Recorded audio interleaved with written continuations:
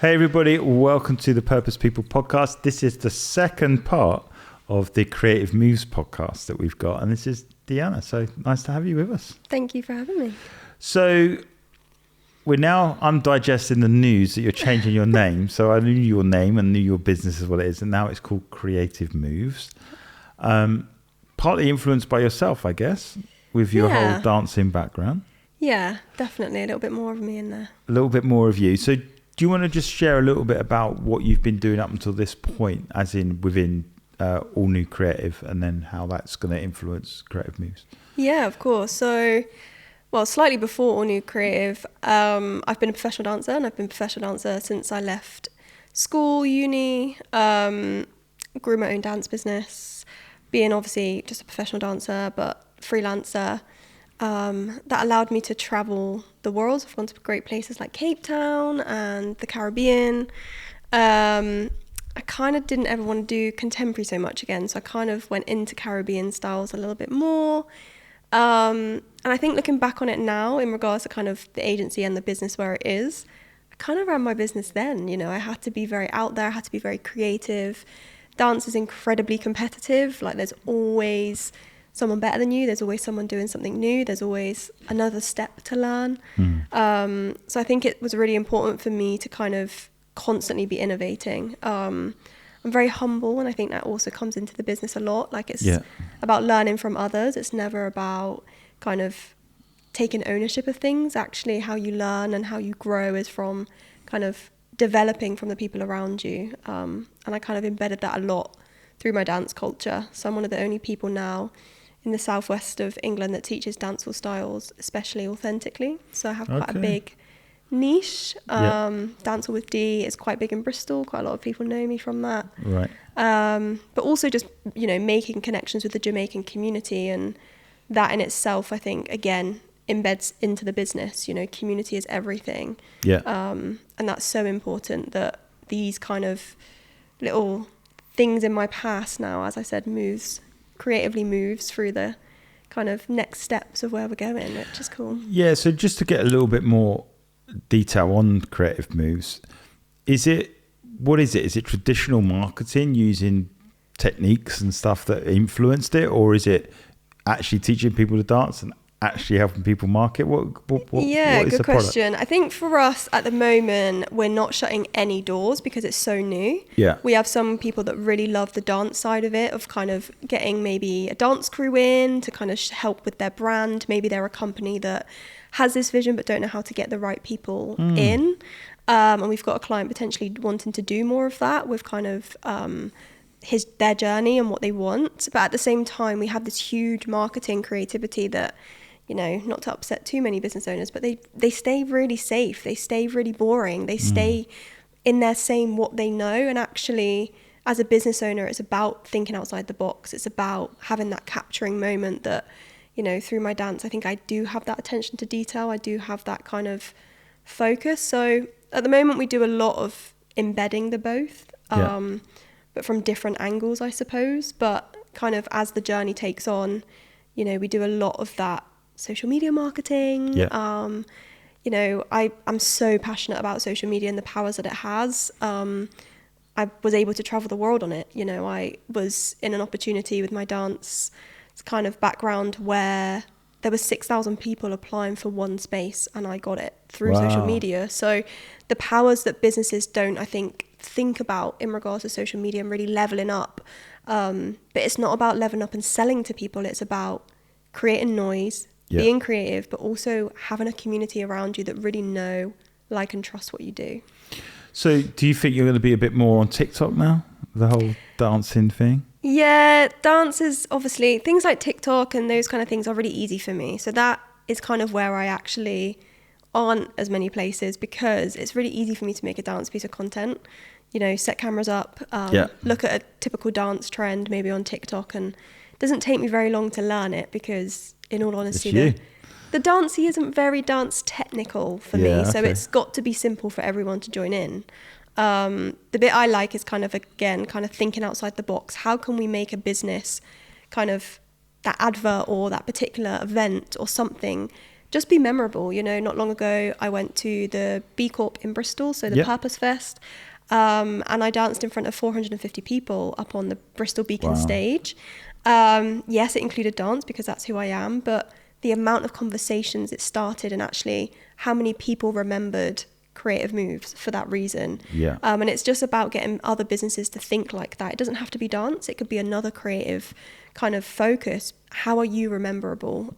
You know, through us, it's obviously dance, but... And that's quite an interesting one because, you know, like when we look at TikTok and we joke about it because there's like, I'm not going on TikTok because I ain't dancing for anyone, you know, but the point of it is the reason why it did work so well is that people remember it and then everyone's doing it and it sets a trend it's almost the obvious visual thing to set a trend and everyone does it.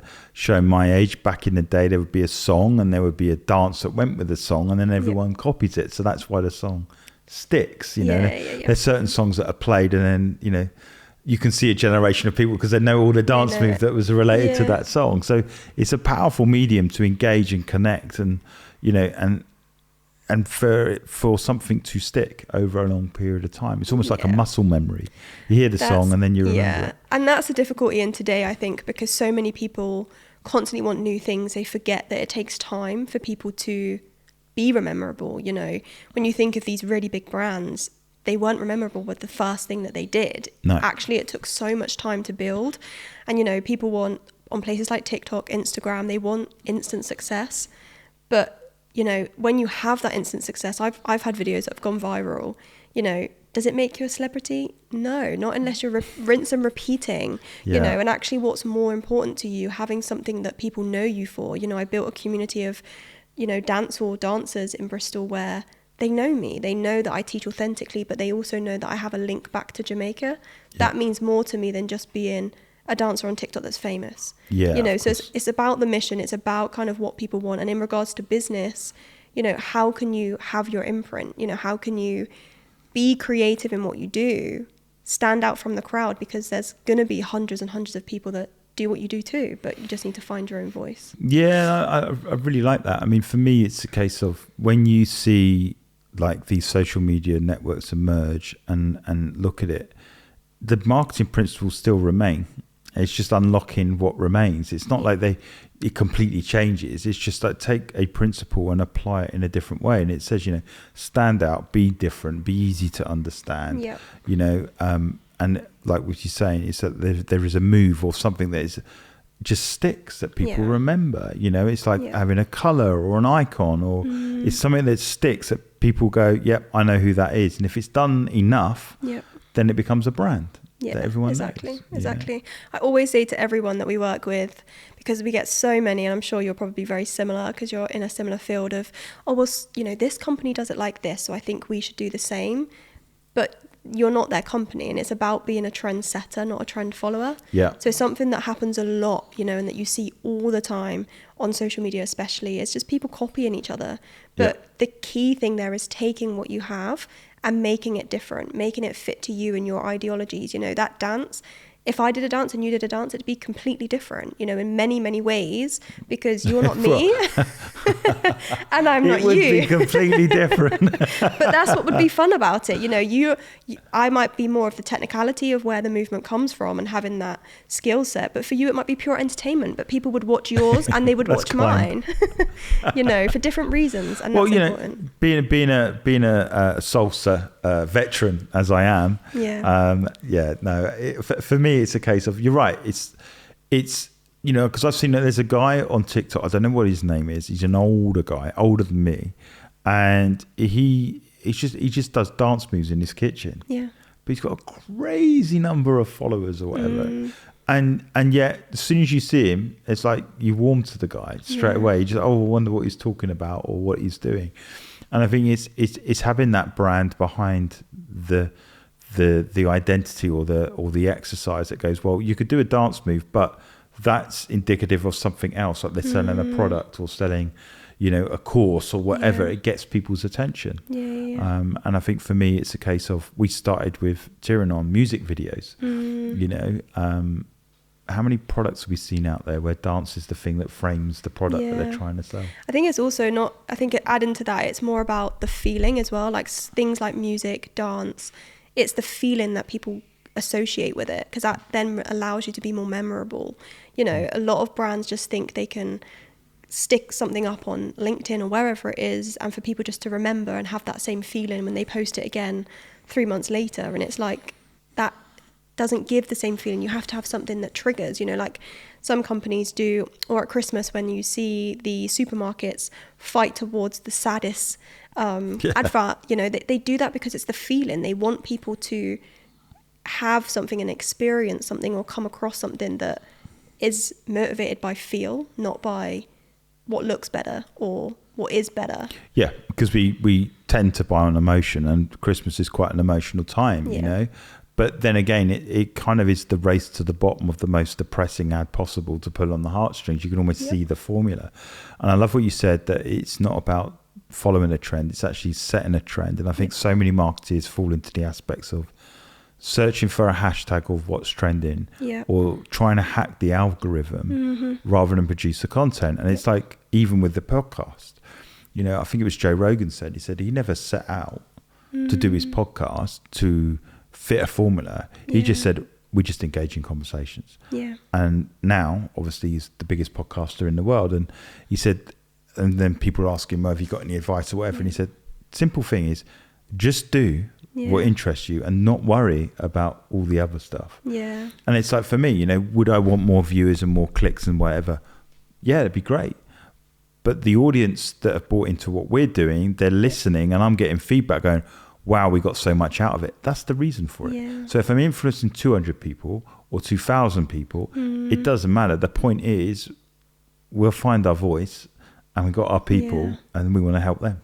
And it takes time. I think this is another thing, that we're so impatient as people now. Everyone, you know, I taught a dance class literally a couple of weeks ago, and the kids come in and they want to be able to do splits, and they're nowhere near where they should be if they want to do splits by the end of the session, let alone, you know, that particular minute of when we're in the class. And that's something, again, that we really have to train ourselves. It's, you know, your journey with your podcast is not about being viral straight away, because if you were viral straight away, are you ready for it? Is your business ready for that kind of intake? You know, I've had, as I said, videos that have gone viral overnight, and it actually stresses me out because my phone dies because it's buzzing every 2 minutes. I can't make a phone call. And it's a complete, you know, did it get me more work? No. But then I did a video that was a little bit less viral, embedded more community, and someone reached out to me about going to South Africa for 3 months. You know, you never know. And I think sometimes leading by numbers, which is what a lot of marketers do at the moment, that isn't creativity. Creativity isn't numbers. Creativity is not, you know, talking about how many likes and views. It's about the conversations that are being made from what's being produced. Because for one business, having 5 conversations may grow their business significantly, but do they care if they've got 1 million views on it? Probably not, because they're still having the importance of the conversations in which their business needs to grow. And that's right. It's about doing things for the right reasons. So it's like understanding, like, you know, you could be doing something that influences somebody else or helps pivot them or make a decision that changes the way they do stuff. And you might not always hear immediately. You might hear in 2 years' time that they searched you, they found you, they watched you, and it's like, yeah, I love that principle, and then went ahead. And I guess that's the beauty of something like YouTube, is that YouTube's up there forever, you know, and a video that you put on there 3 years ago, someone could just pick it up and go. I remember Simon Sinek, you know, what is your why? I stand to be corrected, but it took a while before that got traction. It was just more and more people saw it and started sharing it, and now it's one of the most viewed things on YouTube. The video's old, and yet there's still people out there that haven't even seen it, you know, and it's like, wow. And then you watch it and you're like, God, that makes a lot of sense. And for me, that's the beauty of something, that if you do create something and it is good and it is of worth, it does find its audience eventually. Yeah, exactly. And it's just being patient. I think that's something that we don't do enough, is just be patient with your journey, you know. And I'm a bit of a hypocrite because I'm probably the most impatient person. And I think this is where I struggle a lot in business, because in my dance, the kind of metaphor for me was to train to get where I was. And in the space of 5 years, I pretty much hit every target I needed to, because it was easy for me. I was loving it. But with business, you sometimes have to trust the process a bit more, which is something I would say Tyrion has a lot more patience than I do. I want everything done yesterday. And that's a good thing, I suppose, in some sense, because I'm always striving and innovating for more. But then on the flip side of it, you know, I have to not attack yourself when you're kind of expecting more, but having to be patient and allow the growth. Practice what I preach, I suppose. I think the key thing here is that it takes time, and it always takes longer than what you envisage. And someone that says, you know, I went from here to here in 3 years, which you see on TikTok or Instagram or whatever, is rare. It's not the norm at all. You know, the percentage of Facebook journeys is very small. And I think it's a base case of saying, well, look, business can take time. You know, ordinarily, I think the stat is it takes 10 years to become an overnight success. Yeah. And the point you made very well is that, can you handle it? Yeah. Can you handle going viral? Can you handle that what you've said, that someone's going to fundamentally disagree on every single point? Yeah. Can you handle that? You know, when they write on your thread. Trolls. Yeah, that's what I mean. Can you handle the trolls? Can you handle someone saying, oh, you're an idiot and you don't know what you do? You might not be able to handle it. So then you might be going, actually, I wish my audience was back as small as it was because I could cope with it. So I think with every level that you go through, there's this element of learning, the journey. And maybe that's something else you can teach people because you have the experience of going viral, that you can teach people how to handle going viral. Yeah, it's a conversation we do have a lot because I think, you know, people do want fame. People do, you know, initially that's kind of what they want. You know, when you talk to people or business owners, they want X amount of views or they want X amount of likes and all of these things. But then you ask them how many clients they want a month and they say 5.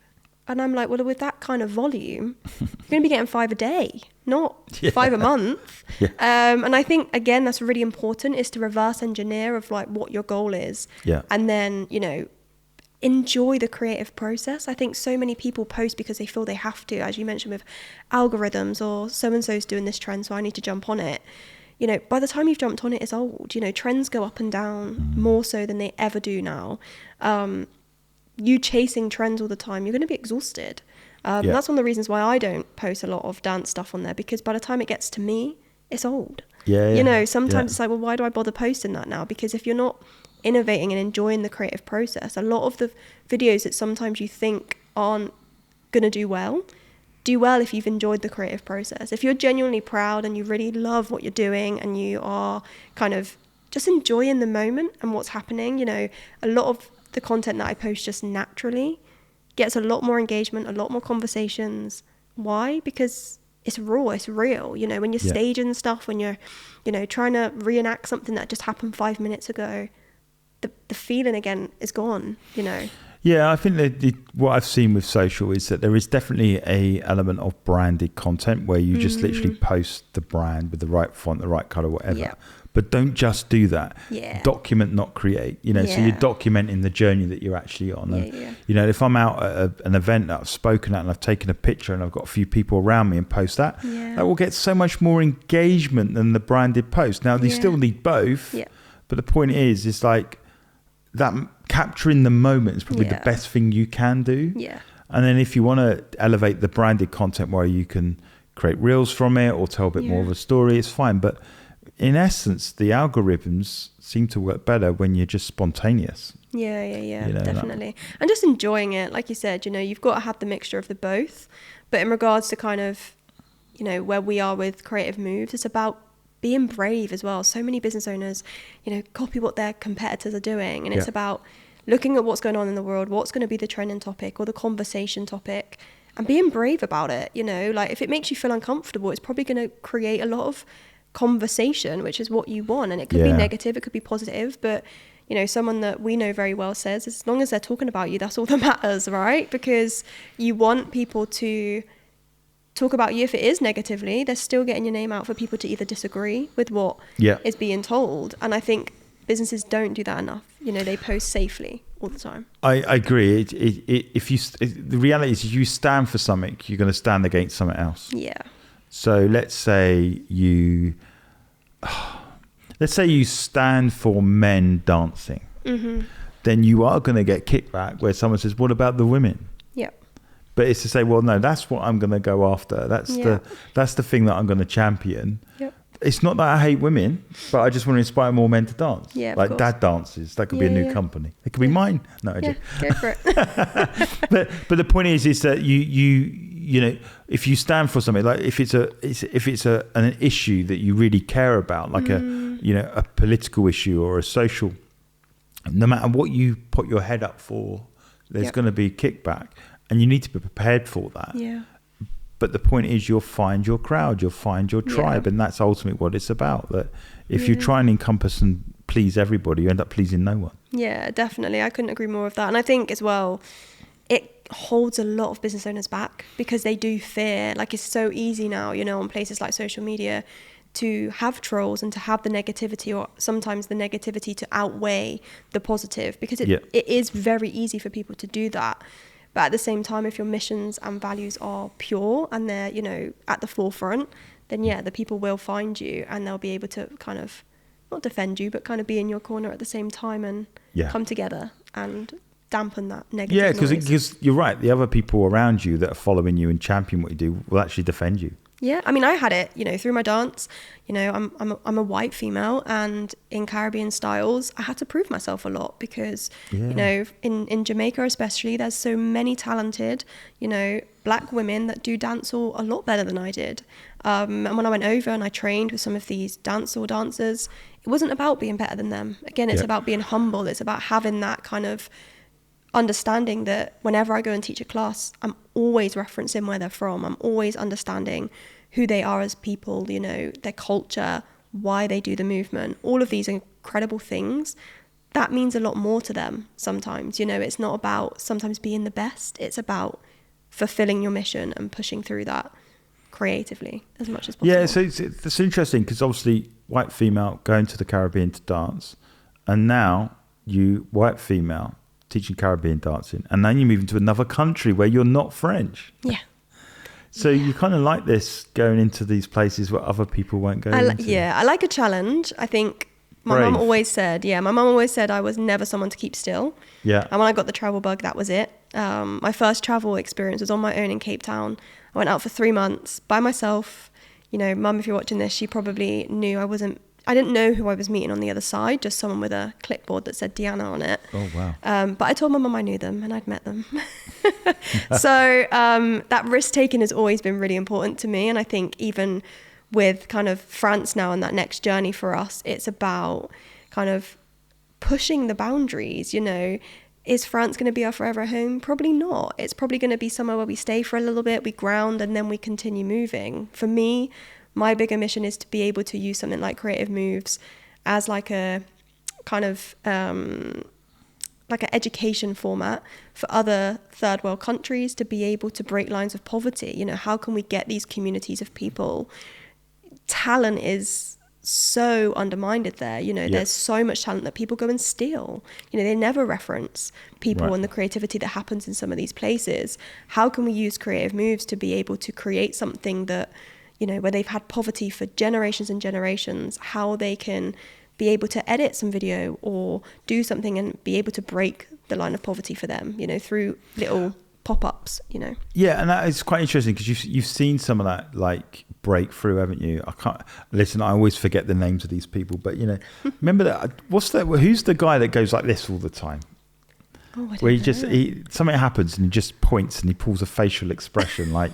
Not sure, but he went viral massively to the point that people were using him on like, you know, sporting shows, TV, whatever. And then there was the other guy with the Friday song where he's like dancing from the side of the car, you know, went viral to a point like We Buy Any Car, I think it was. They were using it now as their signature thing. So, you know, there is that aspect of there is talented people coming up with talented things and then it infiltrating because it trends on TikTok or whatever, and then comes into the mainstream. So it's just giving you that platform for that talent to rise. Really and just cool. Businesses collaborating with some of these incredible people.